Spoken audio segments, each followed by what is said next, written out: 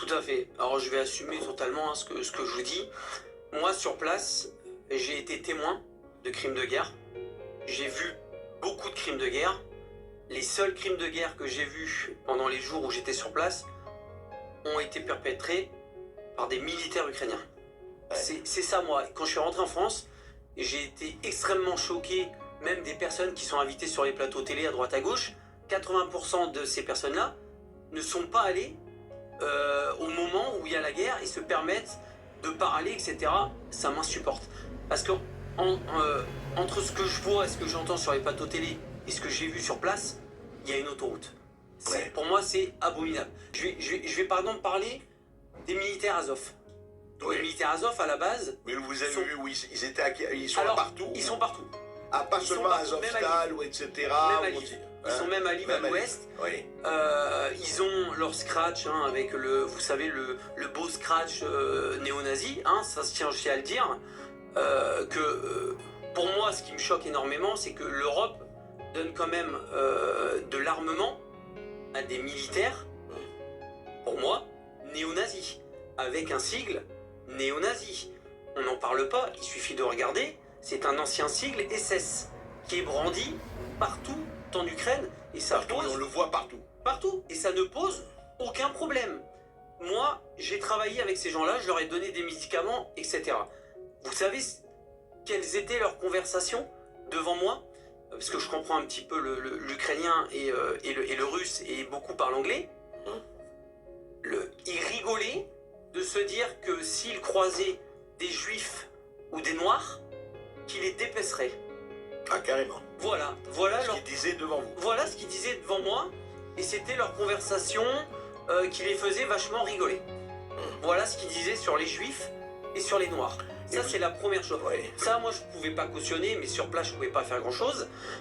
Et qu'est-ce que vous avez vu? Vous dites que vous avez assisté, oui. J'ai vu donc des militaires russes qui ont été capturés et qui ont été donc du coup déjà bien malmenés et qui ont été, on va dire, attachés.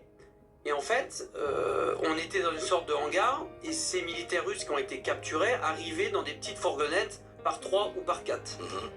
À chaque fois qu'ils faisaient descendre ces militaires, les militaires azov ukrainiens leur demandaient qui est l'officier, qui est l'officier. Je vais vous expliquer pourquoi.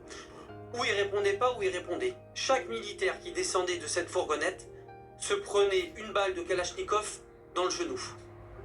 Alors qu'ils étaient sans défense, et qu'ils étaient attachés. Ouais. D'accord? Ce que je suis en train de vous dire là, j'ai des vidéos qui l'attestent. Sinon, je me permettrais pas de sortir des trucs pareils. J'ai des vidéos où on montre des militaires russes en train de se prendre des balles dans le genou. On ne sait pas trop pourquoi, parce qu'ils répondent pas à des questions. Et les gens qui avaient le malheur donc de dire c'est moi l'officier, se prenaient une balle dans la tête. Voilà comment ça se passe à Boutcha. Voilà comment ça se passe en Ukraine, du moins pour le bataillon ukrainien Azov. Ils pourront dire ce qu'ils veulent.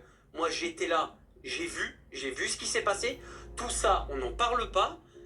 C'est vraiment... Je vais vous raconter encore quelque chose de beaucoup plus grave. Vous avez des bombardements tout le temps, on voit la télé, etc. J'ai vu donc des journalistes américains.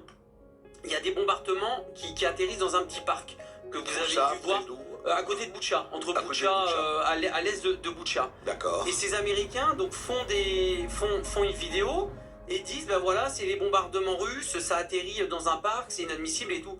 Je vais les voir, je dis mais pourquoi vous dites ça, etc. et tout. On m'a dit mais c'est pas grave, ça fera des images.